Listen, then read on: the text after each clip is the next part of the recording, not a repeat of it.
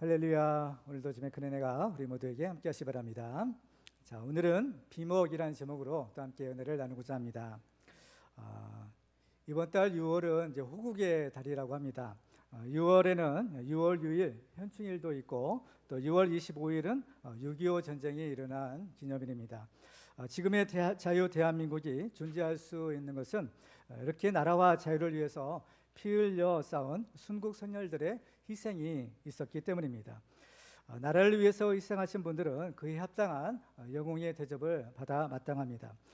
그런데 지난 정권에서는 이상하게도 영웅이 영웅 대접을 받지 못하고 오히려 마치 죄인 취급을 당해야 했던 것이 있었습니다. 참으로 이상한 일이 아닐 수가 없었습니다. 지난 주죠. 6월 14일에는 청와대에서 국가유공자 및 보훈가족 초청 오찬 행사가 있었습니다. 이 자리에서 윤석열 대통령은 연평해전과 천안함 폭증 등 서해 수보 장병들을 향해서 이런 얘기를 했습니다. 국가를 위해 희생하신 분들이 모욕을 받아서는 안 됩니다. 여러분들이 나라를 지켰듯이 이제 국가가 여러분들을 지키겠습니다. 정말 이제 참 감격스러운 장면이 아닐 수가 없습니다. 이처럼 정말 죽지 않고 살아남아 있으면 언젠가는 좋은 날이 올 수가 있고 또 명예도 회복되는 날이 올 수도 있습니다. 그렇지만 죽은 사람들은 어떨까요? 살아있는 사람들이야 이런 대접도 받을 수 있지만 죽은 사람들은 아무런 보상을 받을 수가 없습니다. 물론 그 유가족들이 조금의 그런 보상을 받는다 하더라도 정작 본인은 아무런 보상을 받을 수가 없는 것이죠. 죽은 사람도 그나마 그 유해라도 수습이 된다면 장례라도 치르고 지인들의 추모라도 받을 수 있겠지만 때로는 시신조차 찾을 수 없는 그런 무명 용사들이 있는 것입니다. 해마다 6월이 되면 부르는 불후의 명곡이 있습니다. 그것은 바로 비목이라는 그러한 곡입니다. 이 비목이라는 말의 뜻은 나무로 만든 비라는 것입니다. 보통 무덤에 세워놓는 비석은요 돌로 만든 것입니다. 그런데 그 무덤에 나무로 이 비를 세워놓은 것이죠. 왜냐하면 치열한 전쟁의 와중에서 제대로 장례를 치를 수가 없었기 때문입니다. 강원도 화천에 있는 평화의 댐이 있는데요. 그 댐의 한 기슭에는 비목공원이 조성되어 있습니다. 거기에는 이 사진에서 보는 것처럼 이 비목에 이제 모형들을 이렇게 세워놨는데요. 이 비목이 뭐냐? 저렇게 생긴 것입니다. 이 비목이라는 곡은 이제 한명희라는 그러한 분이 이제 그 가사를 썼는데요. 이분은 1964년도 ROTC 임관 후에 전방에 있는 제7사단 백암삼 수색대에서 소대장으로 복무했었습니다. 이분이 어느 날 수색대 근무 중에서 우연히 잡초가 우거진 곳에서 녹슨 철모와 십자나무만이 세워진 무명용사의 돌무덤 하나를 발견하게 됩니다. 그것은 바로 6.25 전쟁에서 죽을 위해 싸우다 전사한 어느 이름 모를 군인의 무덤이었습니다. 이분은 이후에 군 복무를 마치고 전역한 후에 1968년도에 어느 날 과거의 군 시절을 이렇게 생각해보다가 바로 이때 일을 기억하게 됩니다. 그래서 그 무명의 용사들을 기리고자 시를 썼는데 여기에다가 이 작곡가 장일남 씨가 곡을 붙여서 1969년도에 바로 이 비목이라는 가곡이 탄생하게 되었다고 합니다. 오늘은 우리 교회 임마누엘 찬양대 지휘자이자 또 올 연말에 미국의 카네기홀에서 초청을 받아서 공연할 바로 세계적인 테너인 우리 김지훈 집사님의 목소리로 이 곡을 한번 감상해 보도록 하겠습니다. 우리 김지훈 집사님이 이제 미국 카네기홀에서 공연 초청을 받아서 올 연말에 이제 공연을 하게 될 텐데요. 정말 우리 집사님이 정말 겸손하게 하나님을 섬기면서 하나님의 큰 은혜를 받는 것을 볼 수가 있습니다. 오늘 집사님의 목소리를 통해서 이 비목을 한번 감상해 보도록 하겠습니다.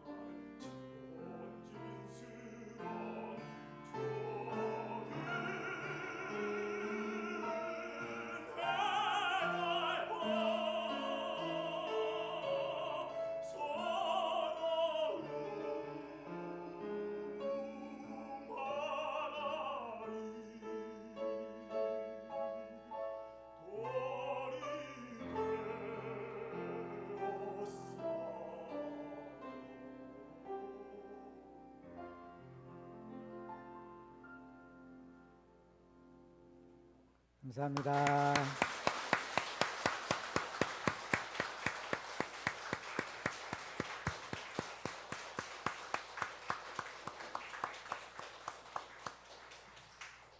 네, 감사합니다. 정말 감동적인 곡이었습니다. 그런데 충격적인 사실은 이런 비목처럼 이름 없이 죽어간 군인들의 숫자가 아주 굉장히 많다라는 것입니다. 지난 6.25 전쟁 동안에 많은 피해가 있었는데 민간인들의 희생은 제쳐두고 우리 군인들만 보면 우리 한국군이 62만 명, 미군 전사자가 3만 6천여 명, 또 이제 유엔군 포함해서 이제 15만 명이 죽고 부상하고 실종되었다고 합니다. 근데 우리 국군 전사자들 중에서 아직도 그 유해를 수습하지 못한 숫자가 무려 12만 명이나 된다라고 합니다. 지금도 전방 부대에서는 해마다 6.25 전사자 유해 발굴 작전이라는 것을 전개해서 미수습된 유해를 발굴하고 있는데 문제는 그 유해를 발굴해도 유해가 누구 것인지 그 신원을 파악하기가 어렵다라고 합니다. 올해가 6.25 전쟁 발발 73주년이 되는데 그때 온 나라가 그야말로 공산당의 소나기에 넘어가기 일보 직전까지 갔었습니다. 풍전등화와 같은 나라를 자기의 뜨거운 피로 지켜낸 영웅들이 아직도 우리나라의 산골짜기마다 외로이 묻혀 있다라는 것입니다. 이러한 문명 용사들이야말로 이름도 없이 빛도 없이 나라를 위해서 자신을 희생한 영웅들입니다. 이러한 문명 용사들의 일상이 우리 자유 대한민국을 지키고 우리의 생명을 지키고 우리의 오늘의 자유와 번영을 가져오게 한 것입니다. 이것은 세상 나라에만 적용되는 원리가 아니라 우리의 교회와 하나님의 나라에도 동일하게 적용되는 원리입니다. 생명은 생명을 낳고 또 생명을 구원하는 일에는 바로 반드시 자기의 생명을 희생하는 바로 이러한 희생이 따라야만 합니다. 요한복음 12장 24절에 보면 주님께서 이렇게 말씀합니다. 내가 진실로 진실로 너희에게 이르노니 한 알의 밀이 땅에 떨어져 죽지 아니하면 한 알 그대로 있고 죽으면 많은 열매를 맺느니라 라고 하셨습니다. 최근 우리는 예루살렘 교회와 안디옥 교회를 통해서 흩어지는 교회와 모이는 교회의 특징을 살펴보고 있습니다. 예루살렘 교회는 한때는 부흥하는 교회였지만 혼란으로 인해서 흩어지는 교회가 되었습니다. 그렇지만 안디옥 교회는 하나님이 함께 하시는 교회요 사람들이 모이고 부흥하는 교회가 되었습니다. 그러면 안디옥 교회는 어떻게 해서 그러한 가장 모범적인 교회의 모델이 되었을까요? 지난 시간에 우리는 이 안디옥 교회를 세운 사람들이 혼란으로 말미암아 흩어진 자들이라는 사실에 주목해서 그 첫 번째 비결을 살펴보았습니다. 혼란으로 말미암아 흩어진 자들이라는 것의 의미는 혼란을 이기고 믿음을 지킨 사람들이었다는 것을 의미합니다. 불같은 시험을 통과한 사람들의 축복은 바로 어떤 상황에도 변하지 않는 정금 같은 믿음을 얻는 축복입니다. 안디옥 교회는 그러한 시험을 통과한 믿음을 가진 사람들이 세운 교회였기에 어떤 시험도 이기고 바로 승리하는 교회가 될 수가 있었습니다. 그리고 두 번째 의미는 땅끝까지 복음을 전하는 사람들이라는 의미를 가졌습니다. 바로 오순절 성령 강림으로 시작된 예루살렘 교회는 놀랍게 부흥하는 교회였지만 땅끝까지 이르러 내 증인이 되라는 주님의 지상 명령에 순종하지 않다가 그만 혼란으로 인해서 흩어지는 교회가 됩니다. 그렇지만 이 혼란으로 말미암아 흩어진 사람들은 이제 그 교훈을 되새기고 주님의 말씀에 순종하여 복음을 전하여 땅까지 이방인들에게까지 복음을 전하게 되었습니다. 마지막으로 혼란으로 말미암아 흩어진 자들의 의미는 그리스도의 고난을 당하는 사람들이라는 의미를 가졌습니다. 우리가 당하는 고난에는 두 가지 종류가 있다고 했는데 하나는 내가 잘못해서 당하는 고난이 있고 하나는 나의 잘못과 상관없이 하나님의 섭리에 의해서 당하는 고난이 있다라고 했습니다. 하나님의 섭리에 의해 당하는 고난의 목적은 나를 통해서 또 다른 사람들이 구원을 받게 하려는 것입니다. 예수님도 죄가 없으셨지만 십자가의 고난을 받으셨기에 바로 우리의 죄를 바로 대속하는 그런 구원의 은혜를 베풀어 주셨습니다. 마찬가지로 이 안디옥 교회 설립자들도 자신들의 잘못이나 죄가 아닌 바로 땅까지 복음을 전하라라는 그 사명을 감당하기 위하여 이러한 고난을 당했던 것입니다. 사도 바울은 이렇게 고난 당하는 것을 그리스도의 남은 고난을 바로 내 육체에 치운다라고 했고 그 고난의 상처를 가리켜서 예수의 흔적이라고 말하기도 했습니다. 이제 오늘 우리는 이 안디옥 교회가 모이고 부흥하는 그러한 교회가 될 수 있었던 두 번째 비결을 살펴보고 또 함께 은혜를 나누고자 합니다. 어느 교회든지 그 교회를 맨 처음 세운 사람들이 있습니다. 그런데 이 안디옥 교회의 특징은 그 교회를 세운 사람들의 이름을 전혀 알 수가 없다라는 데 있습니다. 오늘 이 안디옥 교회를 세운 사람들에 대한 성경의 기록은 오늘 본문이 전부인데 오늘 20절을 보겠습니다. 같이 읽겠습니다. 시작. 그 중에 구브로와 구레네 몇 사람이 안디옥에 이르러 헬라인에게도 말하여 주 예수를 전파하니. 자, 20절을 보면 그 중에라고 했습니다. 이 그 중에라는 말의 의미는 환란으로 말미암아 흩어진 자들이라는 뜻입니다. 그 환란으로 인해서 흩어진 자들이 있었는데 그 사람들이 이제 일부가 안디옥에 오게 됩니다. 근데 안디옥에 오게 된 사람들은 두 종류가 있었다고 했죠. 첫 번째 도착한 사람들은 유대인에게만 말씀을 전했고 두 번째로 도착한 사람들은 헬라인에게도 말씀을 전했다라고 했습니다. 물론 유대인에게만 말씀을 전해도 유대인들로 예수 믿고 구원받아야 되기 때문에 잘하고 칭찬받아야 될 일이지만 그러나 땅끝까지 바로 이방인들에게까지 복음을 전하라라는 주님의 지상 명령에는 잘 맞지 않는 것이었습니다. 그렇기 때문에 첫 번째 사람들에게는 아무런 일도 일어나지 않아요. 근데 두 번째에 도착한 사람들은 헬라인에게도 하나님의 복음을 전했던 것입니다. 이것은 땅끝까지 이르러 복음을 전하라라는 주님의 지상 명령에 순종하는 행위였습니다. 그러니까 어떤 일이 일어났느냐? 바로 하나님께서 그들과 함께 하셨다라는 겁니다. 21절 같이 읽어볼까요? 시작. 주의 손이 그들과 함께 하심에 수많은 사람들이 믿고 주께 돌아오더라. 아멘. 그러니까 이러한 기록들을 종합해 보면 안디옥 교회를 세운 사람들은 환란을 통과한 정금 같은 믿음을 가진 사람들이었고 또 주님의 말씀에 순종해서 이방인에게도 복음을 전했고 또 그들과 주님의 손이 함께하는 그러한 사람들이었다라는 사실을 알 수가 있습니다. 그래서 이 사람들에 의해서 세워진 안디옥 교회는 이방인 선교의 이제 중심 교회가 되어서 바울을 선교사로 파송하여 땅끝까지 그 복음을 전했고 또 안디옥 교회 성도들은 처음으로 바로 그리스도인이라는 그러한 명칭을 얻게 되었습니다. 자, 그러면 이렇게 가장 모범적인 훌륭한 교회를 세운 사람들은 정말 큰 공로를 세웠다라고 할 수 있을 것입니다. 근데 오늘 우리가 주목할 부분은 바로 그 사람들의 이름을 우리는 모른다라는 것입니다. 안디옥 교회를 세운 사람들은 분명히 있는데 그 사람들의 이름은 성경 어디를 찾아봐도 찾아볼 수가 없는 것입니다. 그래서 오늘 보면 20절을 다시 한번 보시면요. 그 중에 구브로와 구레네 몇 사람이 안디옥에 이르러 헬라인에게도 말하여 주 예수를 전파하니라고 했습니다. 여기서 보면 구브로와 구레네 몇 사람이라고만 밝히고 있어요. 그러니까 이 몇 사람이라는 말의 원어의 의미를 보면 어떤 사람들이라는 뜻을 가지고 있는 것입니다. 그러니까 구레네와 구레네에서 온 어떤 사람들이 안디옥에 와서 바로 헬라인에게도 바로 복음을 전했다라는 것입니다. 그러니까 이 사람들의 출신지가 구브로와 구레네라는 것 외에는 그들의 이름은 물론이고 그 사람들이 몇 사람인지조차 우리는 알 수가 없는 것입니다. 오늘 본문을 기록한 사람은 누가인데 누가는 성경에서 이 누가복음과 사도행전을 기록한 사람입니다. 이 누가가 사도행전을 기록한 시기가 주 60년대 말 정도로 추정이 되고 있어요. 그러면 이 안디옥 교회 설립 시기와 이제 거의 동시대에 살았던 사람이 누가인 겁니다. 그렇다면 누가가 그 안디옥 교회를 세운 사람들의 이름을 과연 몰랐을까? 몰랐을 리가 없는 것입니다.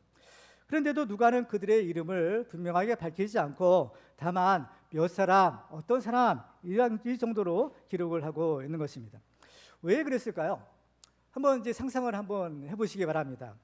제가 생각했을 때는 아마도 그 이유는 그 안디옥 교회를 세운 사람들의 의사를 존중했기 때문이다라고 볼 수가 있습니다. 그렇다면 그들은 왜 자기들의 이름을 드러내는 것을 한사코 이렇게 꺼려했을까라는 겁니다. 우리는 그들이 전했던 복음에서 그 힌트를 찾을 수가 있는데 바로 이 안디옥 교회를 세운 사람들의 두 번째 특징은 바로 주 예수를 전파했더라라는 것입니다. 오늘 20절을 다시 한번 보실까요? 그 중에 구브로와 구레네 몇 사람이 안디옥에 이르러 헬라인에게도 말하여 주 예수를 전파하니라고 했습니다. 누가는 바로 이 구브레 또 구레네 출신 몇 사람이 안디옥에 와서 복음을 전했는데 어떤 복음을 전했느냐? 바로 주 예수를 전파했다라는 것입니다. 그러니까 우리가 이제 여기서 알 수 있는 것은 중요한 것은 뭐냐? 바로 이 복음을 누가 전했느냐?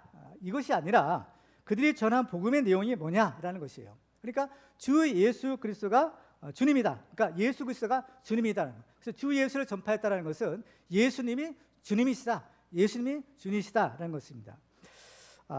예수님이 주님이시라면 그러면 그 사람들은 누구이겠어요?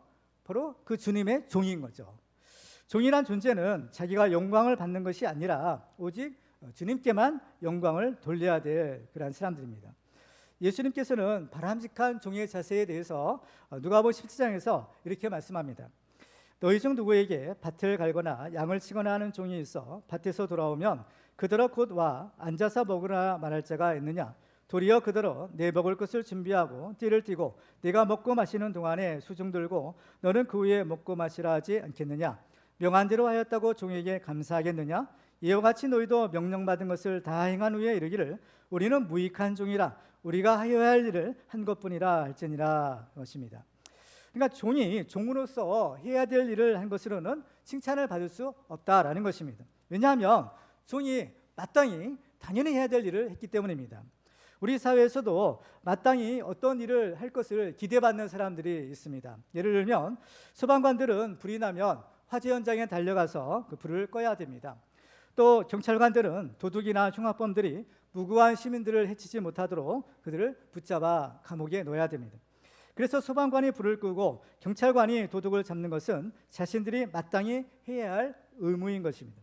마찬가지로 우리 예수 믿는 사람들의 사명은 예수님의 지상 명령에 순종해서 땅 끝까지 이르러 복음을 전하는 데 있습니다. 바울은 자기가 복음을 전하는 것을 이렇게 말합니다. 고린도서 6장 9장 16절을 같이 읽겠습니다. 시작. 내가 복음을 전할지라도 자랑할 것이 없음은 내가 부득불할 일임이라. 만일 복음을 전하지 아니하면 내게 화가 있을 것이로다. 아멘. 바울은 내가 빚진 자다라고 하면서 바로 복음의 빚진 자다라고 했습니다. 그래서 이 복음의 빚을 갚는 것, 이 복음을 전하는 것은 마치 빚을 진 것을 갚는 것과 같기 때문에 전혀 칭찬받을 만한 일이 아니다라는 것입니다. 이것은 마땅히 내가 부득불 내가 해야 될 일을 한 것뿐이다라고 말합니다. 따라서 이 안디옥에 이르러 헬라인에게도 그 복음을 전한 사람들도 우리는 그리스도의 종으로서 우리가 마땅히 해야 할 일을 한 것뿐이다 이렇게 생각을 했던 것입니다. 그래서 그들은 행여나 주님께 돌려야 될 영광을 자기들이 가로채지 않도록 자기들의 이름이 드러나는 것을 그렇게 극도로 꺼려했던 것입니다. 따라서 이러한 사실을 잘 알고 있었던 누가는 그들의 이름을 밝히지 않고서 단지 몇 사람이라고만 그렇게 기록해 주었던 것입니다. 또 안디옥 교회 사람들의 또한 특징은 이 사람들은 참된 믿음을 가진 사람들로서 하나님이 주시는 그러한 하늘의 상을 받을 사람들이었습니다. 앞에서 환난을 통과한 성도들이 얻는 유익은 정금 같은 믿음을 얻는 축복이라고 했습니다. 이 믿음의 축복인 것입니다. 바로 하나님께서 우리에게 요구하시고 우리에게 기대하시는 것이 있는데 그것은 바로 우리의 믿음입니다. 히브리서 11장 6절을 같이 읽겠습니다. 시작. 믿음이 없이는 하나님을 기쁘시게 하지 못하나니 하나님께 나아가는 자는 반드시 그가 계신 것과 또한 그가 자기를 찾는 자들에게 상 주시는 이심을 믿어야 할지니라. 아멘. 우리가 주님 앞에 그리스도의 신부로서 서서 주님께 우리 예물을 드려야 되는데 우리가 드릴 예물은 무엇이냐? 바로 이 믿음의 예물을 드리는 것입니다. 그래서 믿음이 없이는 하나님을 기쁘시게 하지 못한다라고 했습니다. 그런데 이 믿음의 요체는 뭐냐? 두 가지를 우리에게 가르쳐주고 있는데 첫째로는 하나님이 반드시 계신 것을 믿어야 된다라는 것이고 또 한 가지는 하나님께서는 자기를 찾는 자들에게 상 주시는 분이심을 믿어야 한다라고 했습니다. 하나님은 반드시 계신 분, 그러니까 이 계신다라는 것은 과거에도 계시고 지금도 계시고 앞으로도 영원토록 동일하게 계신다라는 것을 의미하는 겁니다. 그렇기 때문에 하나님은 우리 교회 안에는 물론이고 교회 밖에도 역시 계시는 분입니다. 따라서 우리는 교회 안에서는 물론이고 교회 밖에서도 하나님을 경외하는 참된 그리스도인으로 살아야 하는 것입니다. 그리고 우리가 참된 신앙이 되기 위해서는 하나님께서는 상 주시는 분이시다라는 사실을 알아야 됩니다. 물론 우리는 이 하나님의 은혜로 믿음으로 구원을 받지만 이 구원받은 성도들은 이제 하나님 나라에 가면 천국의 축복은 물론이고 하나님께서 주시는 그런 특별한 상급이 있다라는 것을 성경은 우리에게 가르쳐주고 있는 것입니다. 이 상급은 하나님께서 행한 대로 갚아주시는 그러한 상급입니다. 그래서 우리는 구원받는 것으로만 만족하는 것이 아니라 일상에서 열심히 신앙생활을 해야 하는 것입니다. 물론 우리가 상급을 받기 위해서 열심을 내는 것은 아니지만 하나님께서는 죽도록 충성한 종들에게 하나님께서 주시는 상급이 있는 것입니다. 그래서 우리는 이 하나님이 주시는 이 상급의 축복을 받아야 됩니다. 그런데 예수님께서는 우리가 이 하나님이 주시는 상을 받기 위해서 이 상을 받으려면 특별히 주의해야 될 것이 있다라고 우리에게 가르쳐 주십니다. 마태복음 6장 1절 같이 읽겠습니다. 시작. 사람에게 보이려고 그들 앞에서 너희 일을 행하지 않도록 주의하라. 그리하지 아니하면 하늘에 계신 너희 아버지께 상을 받지 못하느니라. 아멘. 자, 우리가 이 선한 일을 행해야 되는데 중요한 것은 바로 사람에게 보이려고 해서는 안 된다라는 겁니다. 사람 앞에서 사람에게 보이려고. 왜 사람에게 보이려고 하겠어요? 사람으로부터의 칭찬과 영광을 받기 위해서인 겁니다. 그렇게 하면은 안 된다는 거예요. 왜냐? 그렇죠? 이렇게 되면 하늘에 계신 너희 아버지께 상을 받지 못하기 때문이다라는 겁니다. 좋은 일을 했으면 우리가 생각할 때는 다른 사람들도 이것을 알아서 그러한 좋은 일에 그러한 모범이 본이 되는 것이 마땅하지 않을까 생각합니다. 그래야만 다른 사람도 그런 좋은 본을 받을 수 있지 않을까 생각을 하는 것이죠. 그렇지만 예수님은 이렇게 말씀합니다. 마태복음 6장 2절에 보시면 그러므로 구제할 때 외식하는 자가 사람에게서 영광을 얻으려고 회당과 거리에서 하는 것 같이 너희 앞에 나팔을 불지 말라. 진실로 너희에게 이르노니 그들은 자기 상을 이미 받았느니라 라고 하십니다. 그래서 구제할 때도 오른손이 하는 것을 왼손이 모르게 하고 내 구제함을 은밀히 하라라고 하시는 겁니다. 그래서 세상에서 우리가 칭찬을 받으면 이미 그 상을 다 받는 것이기 때문에 정작 하나님 나라에 가서 받을 상이 없는 것입니다.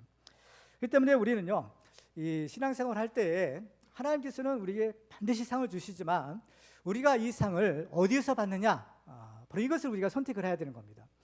이 하나님 주시는 상은 이 세상에서도 받을 수 있고 또 하나님 나라 천국에서도 받을 수가 있는 것입니다. 이 세상에서 받을 거냐 아니면 하나님 나라에 가서 받을 것이냐, 이건 우리가 이제 선택해야 될 문제인데, 이 세상에서 받는 상급은요 지금 당장 받을 수 있죠. 그리고 또 사람들의 칭찬과 또 박수 갈채를 받을 수도 있는 것입니다. 근데 문제는 이 세상에서의 상은 오래 가지 못한다라는 겁니다. 그렇죠? 그야말로 아주 잠시 동안의 영광을 얻는 것이에요. 그렇기 때문에 사도 바울은 고린도서 15장에서 이렇게 얘기합니다. 만일 그리스도 안에서 우리가 바라는 것이 다만 이 세상에서의 삶뿐이면 모든 사람 가운데 우리가 더욱 불쌍한 자일이다 라고 합니다. 이 세상에서의 상급이라는 것은 그야말로 아주 덧없는 것이죠. 잠깐 있다가 없어지는 그러한 헛된 것이 되는 겁니다. 그렇지만은 하늘의 상급은 영원하다라고 말씀하셔요. 그래서 이것이 진짜라는 겁니다. 로마서 8장 24절에 보면 우리가 소망으로 구원을 얻었음에 보이는 소망이 아니니 보는 것을 누가 바라리오라는 겁니다. 보이지 않는 하나님 나라의 그 상급을 우리가 소망하며 바란다라는 겁니다. 오늘 본문에서 안디옥 교회를 세운 사람들이 왜 그토록 자기들의 이름이 드러나지 않도록 했는지 우리는 그 이유를 여기서 알 수가 있는 것입니다. 그래서 이 사람들은 이 세상에서가 아니라 하늘에서 하나님이 주시는 그 상급을 받으려고 했기 때문인 것입니다. 이 안디옥 교회를 세운 사람들의 또 한 가지의 특징은 이 사람들은 가장 모범적인 기념비적인 교회를 세운 사람들이었다라는 것입니다. 그런데 이 하늘의 상을 위해서 이 세상의 상급을 포기한다라는 것은 이건 쉬운 일이 절대로 아닌 겁니다. 이것을 위해서는 바로 진짜 믿음이 없으면 불가능한 것이죠.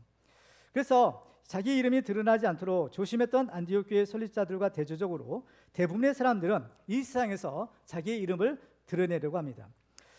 이 세상에서의 사람들이 성공하고자 원합니다. 출세하기를 원하는데 그 성공의 기준은 뭐냐? 바로 출세해서 자기 이름을 내는 것입니다. 그래서 옛날에는 이 출세하는 것을 가리켜서 입신양명이라는 말을 썼습니다. 이 말의 뜻은 뭐냐면은 바로 자기를 세워서, 그렇죠? 이름을 널리, 그렇죠? 알린다라는 뜻입니다. 출세해서 모든 사람들이 자기 이름을 다 알 수 있도록 그야말로 자기를 높이 세워서 먼 곳에 있는 사람도 자기 이름을 다 알 수 있게 하는 것, 바로 이것이 성공하고 출세한 사람이다라는 것입니다. 그래서 이런 사람들은 어떻게 쓰든지 자기 이름을 드러내어 알리려고 하고 또 자기 이름을 높이려고 하는 것을 보게 됩니다. 그렇지만 이것은 엄밀히 말하면 하나님께 돌릴 영광을 자기가 가로채는 것이고 궁극적으로는 자기가 하나님이 되고자 하는 자기 우상의 또 하나의 모습인 것입니다. 그래서 이 세상에는요 두 종류의 기념비가 있는 것을 발견할 수가 있어요. 하나는 자기를 위한 기념비이고 또 하나는 바로 하나님을 위한 기념비인 것입니다. 사람들은 끊임없이 자기를 위한 어떤 기념비를 세우려고 하는 것을 보게 돼요. 창세기 11장에 보면 노아 용수 이후에 사람들이 모여서 한 일이 있는데 그것은 바로 바벨탑을 쌓는 것이었습니다. 그 바벨탑을 쌓을 때 창세기 11장 4절에 보면 이렇게 기록합니다. 또 말하되 자 성읍과 탑을 건설하여 그 탑 꼭대기를 하늘에 닿게 하여 우리 이름을 내고 온 지면에 흩어짐을 면하자 했더니라고 합니다. 하늘에 닿을 정도로 거대한 탑을 쌓고 자기들의 이름을 내자라는 것이 바벨탑을 쌓는 목적이었다는 것입니다. 그렇지만 결과는 오히려 정반대로 그들은 온 지면에 흩어지고 말았고 그들의 이름도 사라져버리고 말았던 것입니다. 성경을 보면 세상 사람들이야 뭐 말할 것도 없고 심지어는 하나님을 믿는다라고 하는 사람들도 또 자기 이름을 위해서 이러한 기념비들을 세우는 것을 보게 됩니다. 그 대표적인 사람이 이스라엘의 초대 임금이었던 사울 왕을 들 수가 있습니다. 사울은 아말렉을 진멸하라라는 하나님의 명령을 받고 이 아말렉과 싸워서 큰 승리를 거두게 됩니다. 근데 그가 이 승리를 거둔 이후에 한 일이 있는데 그것은 바로 자기를 위한 기념비를 세우는 것이었어요. 사무엘상 15장 12절을 보시면 사무엘이 사울을 만나려고 아침에 일찍 일어났더니 어떤 사람이 사무엘에게 말하여 이르되 사울이 결매를 이르러 자기를 위하여 기념비를 세우고 발길을 올려 길갈로 내려갔다 하는지라. 사울이 이 기념비를 누구를 위해 세웠다고 했어요? 자기를 위해서 세웠다라는 겁니다. 내 힘으로 이런 큰 승리를 거두었으니까 자손 대대로 내 이름을 알아달라라는 것입니다. 그래서 돌로 만든 비석을 세우고 거기에 자기 업적을 새겨 넣었던 것입니다. 또 성경을 보면 압살롬도 기념비를 세웠던 것을 볼 수가 있어요. 바로 이 압살롬은 어떤 사람입니까? 자기 아버지 다윗에게 반역을 일으켜서 스스로 왕이 되려고 했던 사람입니다. 사무엘하 18장 18절에 보면 그 장면을 이렇게 기록합니다. 압살롬이 살았을 때 자기를 위하여 한 비석을 마련하여 세웠으니 이는 그가 자기 이름을 전할 아들이 내게 없다고 말하였음이더라. 그러므로 자기 이름을 기념하여 그 비석에 이름을 붙였으며 그 비석이 왕의 골짜기에 있고 이제까지 그것을 압살롬의 기념비라 일컫더라. 지금 사울이나 압살롬이나 다 자기를 위한 기념비를 세웁니다. 이 기념비를 누가 세우는 거예요? 자기가 세우는 거예요. 자기를 위하여 자기 손으로 자기의 기념비를 세우는 겁니다. 본래 기념비라는 것은 자기가 세우는 것이 아니라 다른 사람들이 세워주는 것이죠. 후대 사람들이 세워주는 것이 바로 이 기념비인데 이 사람들은요 자기 손으로 자기를 위하여 기념비를 세우는 것입니다. 자기의 공로와 그 이름을 후대 사람들에게까지 영원히 전하기 위해서 기념비를 세웠지만 결과는 어떤가요? 이들이 전하고자 했던 그들의 이름은 과연 아름다운 이름으로 기억될까요? 정말 그들의 이름을 남기기는 했습니다. 후대의 사람들도 모두 그들의 이름을 알게 되었습니다. 우리도 그들의 이름을 아는 것처럼 다 모든 사람들이 그 이름을 알기는 않았지만 그러나 그들의 의도와는 정반대로 그들의 이름은 가장 부끄럽고 가장 저주받은 이름으로 남게 되었던 것입니다. 그런데 기념비를 세우되 자기를 위한 기념비가 아니라 하나님을 위한 기념비를 세운 사람이 있었습니다. 그 사람은 바로 사무엘 선지자입니다. 사무엘은 하나님의 도우심으로 블레셋의 침략을 물리치고 나서 이 에베네셀의 기념비를 세웁니다.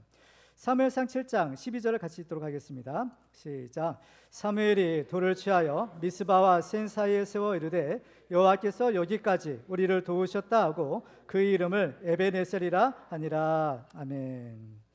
사무엘이 이 기념비를 세운 목적은 하나님께서 행하신 일을 드러내고 그 승리의 영광을 하나님께 돌리고자 함이었습니다. 이렇게 마땅히 하나님께 돌릴 영광을 하나님께 돌리니까 무슨 일이 일어났을까? 바로 하나님의 손이 그와 함께 하셔서 큰 복을 주신 겁니다. 사무엘상 7장 13절과 14절을 같이 읽습니다. 시작. 이에 블레셋 사람들이 굴복하여 다시는 이스라엘 지역 안에 들어오지 못하였으며 여호와의 손이 사무엘이 사는 날 동안에 블레셋 사람을 막으심에 블레셋 사람들이 이스라엘에게서 빼앗았던 성읍이 에그론부터 가드까지 이스라엘에게 회복되니 이스라엘의 그 사방 지역을 블레셋 사람들의 손에서 도로 찾았고 또 이스라엘과 아모리 사람 사이에 평화가 있었더라. 아멘. 빼앗겼던 성읍을 다시 찾는 회복의 축복을 받고 또 평화의 축복을 받게 된 것입니다. 이 축복은 하나님의 손이 함께 하시는 결과로 얻어지는 평화입니다. 그러니까 참된 평화이겠죠.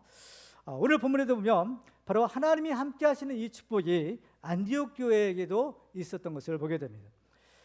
바로 21절을 다시 한번 보실까요? 주의 손이 그들과 함께 하심에 수많은 사람들이 믿고 주께 돌아오더라 했습니다.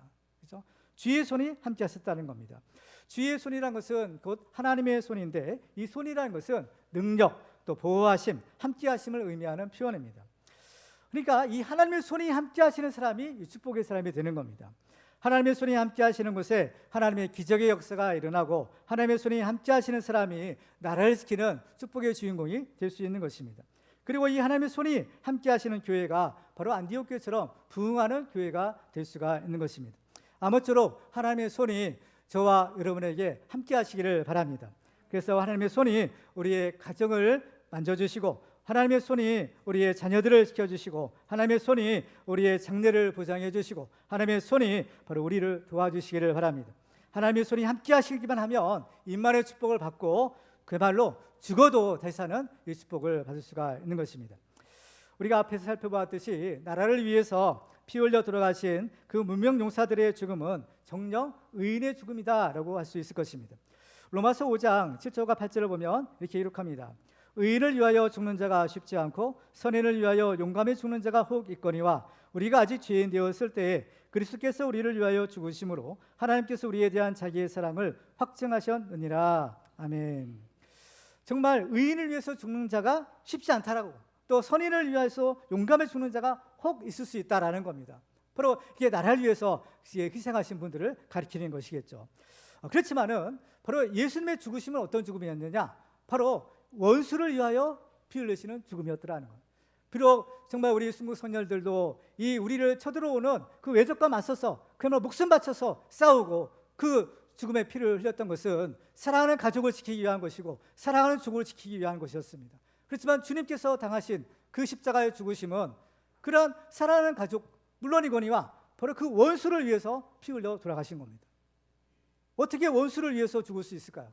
이거는 상상할 수 없는 일이고 불가능한 일인 거지만, 하나님께서는 원수 같은 우리도 사랑하셔서 그 독생자 예수 그리스도를 하여금 그 십자가에서 달려 피 흘려 돌아가게 하신 것입니다. 바로 이것이 하나님의 사랑이다라는 사실인 겁니다. 바로 원수 되었던 우리를 그 하나님의 사랑으로 다시 하나님의 자녀로 삼아주시고 우리를 회복시켜 주시는 겁니다. 의인의 죽음이 다른 사람을 살리기 위한 죽음인 것처럼 예수 그리스도의 십자가의 죽으심은 모든 인류를 구원하기 위한 대속의 죽으심이었던 것입니다.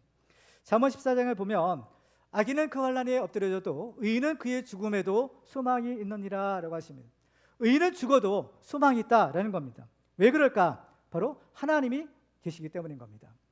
오늘 우리가 부른 찬송가 323장 부름받아 나서리멈, 이 가사를 보면 이렇습니다. 존귀 영광 모든 권세 주님 홀로 받으소서. 멸시천대 십자가는 제가 지고 가오리라. 이름 없이 빛도 없이 감사하며 섬기리다. 이름 없이 빛도 없이 감사하며 섬기리라.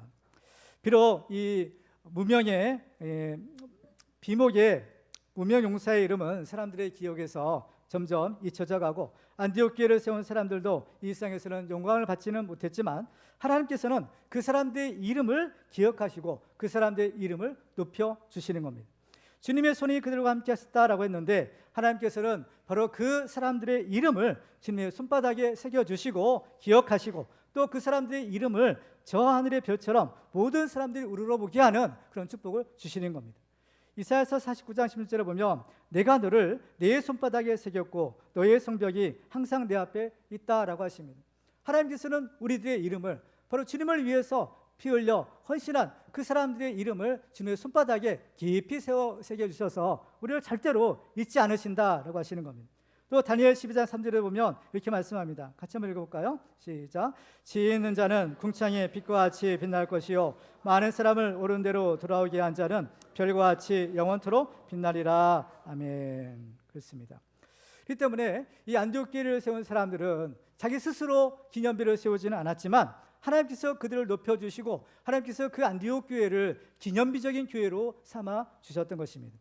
하나님께서는 바로 이런 사람들과 함께 하시고 이런 사람들을 주님의 보좌에 앉게 하셔서 세상을 심판하는 권한을 주신다라고 약속하십니다.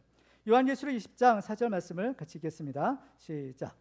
또 내가 보좌들을 보니 거기에 앉은 자들이 있어 심판하는 권세를 받았더라.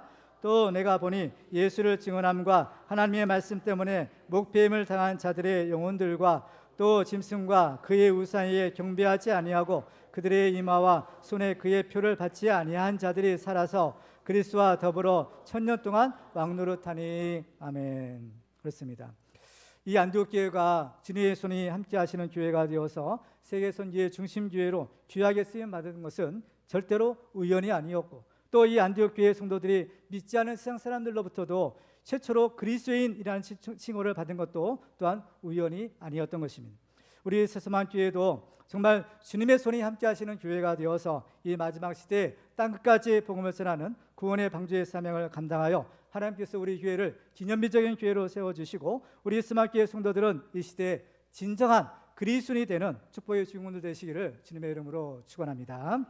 이제 말씀 맺겠습니다. 오늘 우리는 안디옥 교회를 쓰는 사람들의 두 번째 특징을 살펴보았습니다.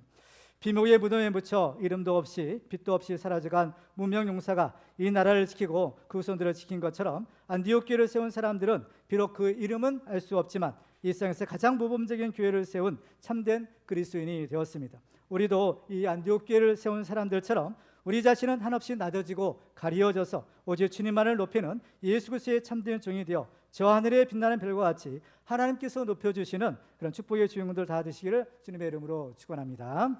기도하겠습니다. 오늘 주신 말씀 우리가 기억하면서 우리 혈단하며 주여 한번 부르시고 기도하겠습니다. 주여